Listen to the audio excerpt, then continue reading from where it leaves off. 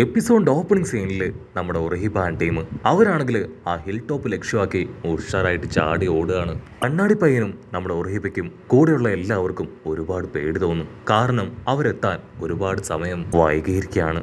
റുഖിയ അവൾ രക്ഷപ്പെട്ടിട്ടുണ്ടാവോ? ഇച്ചിഗോ അവൻ കറക്റ്റ് സമയത്ത് അവന്റെ ട്രെയിനിങ് ഒക്കെ കംപ്ലീറ്റ് ചെയ്ത് ഇവിടേക്ക് വന്നിട്ടുണ്ടാവോ എന്നൊക്കെ ചിന്തിച്ച് അവര് മുകളിലേക്ക് വരും. അവര് മുകളിലേക്ക് വരും തോറും വല്ലാത്തൊരു പവർ അത് അവർക്ക് അനുഭവപ്പെടുകയാണ്. മാത്രമല്ല ഇച്ചിഗോയുടെ പവർ അവർക്ക് കിട്ടുന്നില്ല. അങ്ങനെ അവരാണെങ്കിൽ പേടിയോടുകൂടെ മുകളിലേക്ക് കയറി വരും. അപ്പോഴായിരിക്കും മരക്കൊമ്പിലിരിക്കുന്ന നമ്മുടെ പെങ്കി പെണ്ണിനെ കാണുക. അവളാണെങ്കിൽ ഒർഹിബയാൻ ടീമിനെ കണ്ട് അവരെ നോക്കി കൈവീശി കാണിക്കും. ഹായ് ഗായ്സ്, ഞാൻ നിങ്ങൾക്ക് വേണ്ടിയാണ് ഇത്രയും സമയം വെയിറ്റ് ചെയ്തത്. നിങ്ങൾ പേടിക്കേണ്ട ആവശ്യമൊന്നുമില്ല. റുക്കിയുടെ എക്സിക്യൂഷൻ അത് നടന്നില്ല. കറക്റ്റ് സമയത്ത് നിങ്ങളുടെ ടീം ക്യാപ്റ്റൻ ഇച്ചിഗോ അവൻ ഇവിടേക്ക് വന്ന് അവളെ സേവ് ചെയ്തു. റാഞ്ചി ആണെങ്കിൽ റുക്കിയെ തൂക്കിയെടുത്ത് സേഫായ ഒരു സ്ഥലത്തേക്ക് പോയി കഴിഞ്ഞു. മാത്രമല്ല റുക്കിയുടെ ബ്രദർ കുച്ചിക്ക് ക്യാപ്റ്റനുമായിട്ട് സാക്ഷാൽ ഇച്ചിഗോ അവൻ ഫൈറ്റ് ചെയ്യാണ്. പേടിക്കേണ്ട ആവശ്യമൊന്നുമില്ല. ഇച്ചിഗോ പഴയതുപോലല്ല. അവനിപ്പോ നല്ല പവറുണ്ട്. തീർച്ചയായിട്ടും ഇച്ചിഗോയെ തോൽപ്പിക്കാൻ കുച്ചിഗോയെ കൊണ്ടാവില്ല. അവിടുന്ന് അങ്ങനെ സീൻ കട്ട് ചെയ്ത് ഇപ്പൊ വീണ്ടും ഇച്ചിഗോയുടെയും കുച്ചിക്കയുടെ ഫൈറ്റ് കാണിക്കും. കുച്ചിക്കയാണെങ്കിൽ ഹീറോ കുത്തി കയറ്റിയ ആ സ്ക്വാഡ് അതങ്ങനെ വലിച്ചോരി ദൂരേക്ക് മാറും. അതിനുശേഷം വീണ്ടും അവന്റെ ടെക്നിക്സ് ഉപയോഗിച്ച് ഹീറോയെ അറ്റാക്ക് ചെയ്യും. നീ തന്ത്രപരമായി എന്റെ ബോഡിയിൽ വലിയൊരു മുറിവ് ഏൽപ്പിച്ചല്ലേ, പക്ഷെ ഇതുകൊണ്ടൊന്നും നിനക്കെന്നെ തോൽപ്പിക്കാനാവില്ല. നിന്നെ ഞാൻ തീർച്ചയായിട്ടും കൊന്നുകളയും. നിനക്ക് വിരോധമില്ലെങ്കിൽ നീ മരിക്കുന്നതിന് മുൻപ് നിന്റെ ബാങ്കായുടെ റിയൽ രൂപം അതെനിക്ക് ഒന്ന് കാണിച്ചു തരാമോ? പക്ഷെ ഇച്ചിഗോ ആണെങ്കിൽ അതൊന്നും മൈൻഡ് ചെയ്യാതെ വീണ്ടും കുച്ചിഗോയെ അറ്റാക്ക് ചെയ്യും. അടുത്ത നിമിഷം കുച്ചികി അവൻ 1000 എബോ സ്ക്വാഡുകൾ അവന് ചുറ്റും ക്രിയേറ്റ് ചെയ്ത് പവർ അങ്ങനെ റിലീസ് ചെയ്യാനായിട്ട് തുടങ്ങും. ആ പവർ ആണെങ്കിൽ ഒർഹിബാൻ ടീമിന്റെ അടുത്തേക്ക് പോലും നല്ല ഫോഴ്സിലും ഫാസ്റ്റിലും ആഞ്ഞടിക്കും. ഇപ്പനാണെങ്കിൽ ടെൻഷനായിട്ട് ഇപ്പൊ നമ്മുടെ ആൾക്കാരോട് പറയും, നമുക്ക് എത്രയും വേഗം അല്പം ദൂരേക്ക് മാറി നിൽക്കാം, അല്ലെങ്കിൽ അവരുടെ രണ്ടുപേരുടെയും പവർ അത് അൺലിമിറ്റഡ് ആയി പുറത്തേക്ക് വന്ന് നമുക്കും എന്തെങ്കിലും കാര്യമായിട്ട് പരിക്കുകൾ പറ്റാൻ ചാൻസ് ഉണ്ട്. അത് കേട്ട് എല്ലാവരും ഇപ്പൊ പുറകിലേക്ക് മാറാൻ തയ്യാറെടുക്കും. പക്ഷെ അതേസമയം ഇവിടെ ഒർഹിബ അവള് മാത്രം പുറകിലേക്ക് പോവാതെ മുൻപോട്ടേക്ക് പോവും.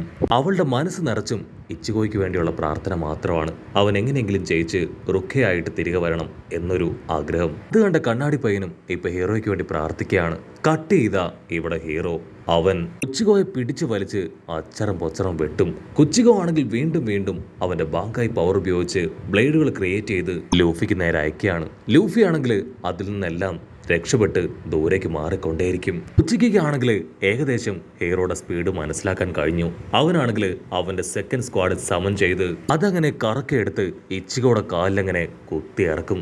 ചോര തുളുമ്പി ഇച്ചിഗോ വേദനയിൽ നിലവിളിക്കും. ഇച്ചിഗോയുടെ കയ്യിലാണെങ്കിൽ ഇപ്പൊ സ്ക്വാഡുകൾ ഒന്നും തന്നെ ഇല്ല. പക്ഷെ കുച്ചിഗയുടെ കയ്യിൽ ഒരുപാട് സ്ക്വാഡുകളുണ്ട്.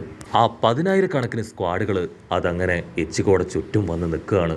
കുച്ചിക്ക് അവനൊന്ന് വിരൽ ഞൊടിച്ച ആ സ്ക്വാഡുകളെല്ലാം തന്നെ നിമിഷ നേരങ്ങൾ കൊണ്ട് ഇച്ചിഗോയുടെ ബോഡിയിൽ തുളച്ചു കയറും. പക്ഷെ കുച്ചിക്കാണെങ്കിൽ അവന്റെ സ്പിരിറ്റ് ആർട്ട് അതുപയോഗിച്ച് വീണ്ടും ഇച്ചിഗോയുടെ ബോഡിയിൽ ഒരുപാട് പരിക്കുകൾ ക്രിയേറ്റ് ചെയ്യും. ആ ഒരു അറ്റാക്കില് ഹീറോ അങ്ങനെ കൺട്രോൾ നശിച്ച് താഴേക്ക് വീഴാൻ പോവാണ്. അത് കാണേണ്ട താമസം ഉച്ചയ്ക്കാണെങ്കിൽ ഹീറോയോട് പറയും, ഇപ്പൊ നീ ഫൈറ്റ് ചെയ്യാനുള്ള കണ്ടീഷനിലല്ല, നീ മരിക്കാൻ പോവാണ്, അതിന് നീ തയ്യാറെടുത്തോളൂ. ഇവിടെ ഇച്ചിഗോയ്ക്കാണെങ്കിൽ അവന്റെ ബോഡിയെ കൺട്രോൾ ചെയ്യാൻ കഴിയില്ല. അവൻ അങ്ങനെ അൺകൺട്രോൾഡ് ആയി മൂവ് ചെയ്യാൻ തുടങ്ങുമ്പോൾ അവന്റെ ബോഡി അതങ്ങനെ പതിയെ ഫ്രീസ് ആയിട്ട് സ്റ്റേബിൾ ആയിട്ട് നിൽക്കും. ആ ഗ്യാപ്പിൽ കുച്ചിക്കാണെങ്കിൽ അച്ചറം പൊച്ചറം സ്ക്വാഡ് എടുത്ത് ഇച്ചിഗോയെ ആഞ്ഞു വെട്ടും. അടുത്ത നിമിഷം ഇച്ചിഗോ അവൻ ആ സ്ക്വാഡ് കൈകൊണ്ട് അങ്ങനെ മുറുകെ പിടിക്കുകയാണ്.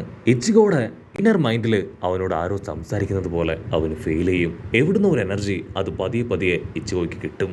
അടുത്ത നിമിഷം ഹീറോ ഇച്ചിഗോയുടെ മുഖത്ത് ഒരു ഹോളോ മാസ്ക് വരികയാണ്. അത് കാണുമ്പോൾ തന്നെ കൊച്ചിക്ക് ഷോക്കാവും. ഒരു ഈവിൾ പവർ അത് ഇച്ചിഗോയെ സേവ് ചെയ്യാണ്.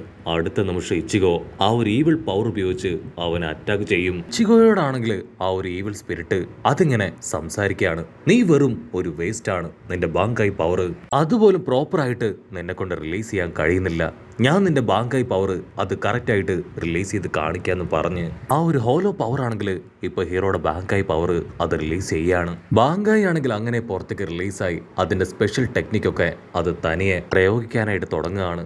ഇച്ചിഗോയ്ക്കാണെങ്കിൽ അവന്റെ മേലുള്ള കൺട്രോൾ അത് നഷ്ടപ്പെട്ടു.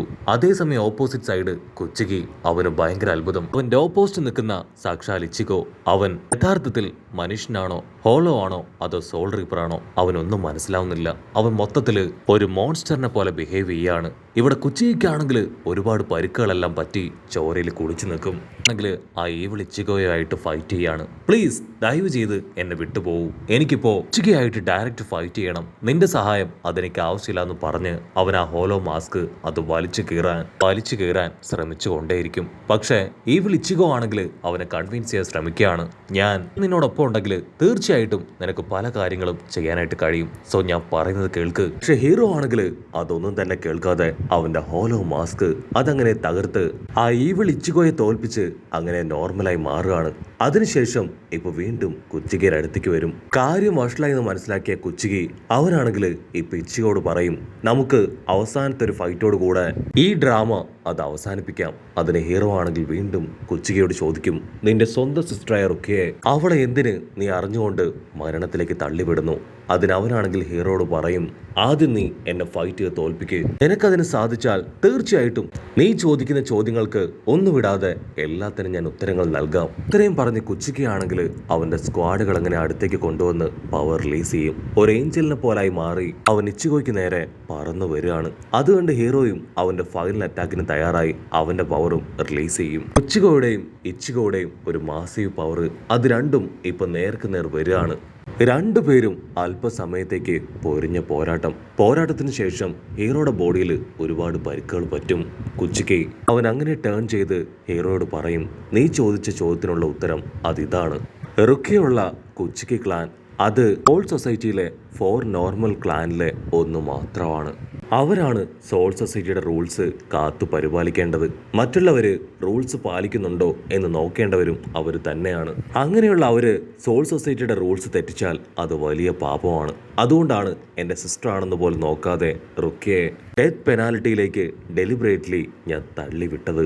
അത് കേട്ട് ഹീറോ ആണെങ്കിൽ ഇപ്പൊ കുച്ചിക്കയോട് പറയും, ഹ്യൂമൻ വേൾഡിലാണ് ഇങ്ങനെയൊന്നും സംഭവിക്കുന്നതെങ്കിൽ തീർച്ചയായിട്ടും ഞാൻ എൻ്റെ സഹോദരിക്ക് വേണ്ടി മരണം വരെ പോരാടും. അത് കേട്ട് കുച്ചിക്ക് അവൻ അത്ഭുതത്തോടു കൂടെ ഇച്ചിഗോയെ നോക്കും.